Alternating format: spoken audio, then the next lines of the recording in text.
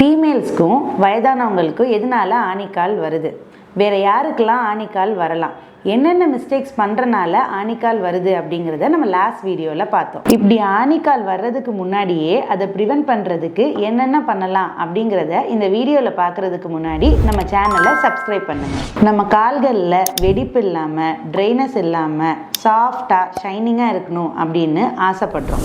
ஆனால் ஆசை மட்டும்தான் படுறோமே தவிர அதுக்கான ஸ்டெப் எதுவுமே எடுக்கிறது இல்லை. அந்த ஸ்டெப் எப்படி எடுக்கிறது?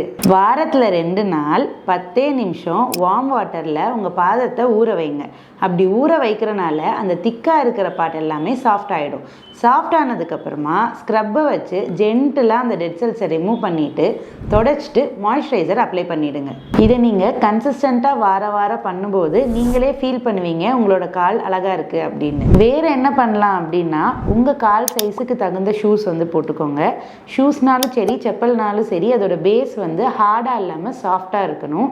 வீட்டில் இருக்கும்போதே குஷன் இருக்கிற செப்பலாக போட்டுக்கோங்க. வெறும் காலில் நடக்கவே நடக்காதீங்க. இந்த மாதிரி சின்ன சின்ன விஷயங்கள் நம்ம ஃபாலோ பண்ணுறனால நம்ம கால்களை ஆணிக்காலில் இருந்தும் ப்ரிவென்ட் பண்ணலாம், உங்கள் கால்களை அழகாகவும் வச்சுக்கலாம். உங்களுக்கு ஆணிக்கால் பெருசாயிடுச்சு, அந்த ஆணிக்கால் இருக்கிற இடத்துல பெயின் ரொம்ப ஜாஸ்தியாக இருக்குது அப்படின்னா அதுக்கு என்னென்ன ட்ரீட்மெண்ட்ஸ் இருக்குது அப்படிங்கிறத நம்ம நெக்ஸ்ட் வீடியோவில் பார்க்கலாம்.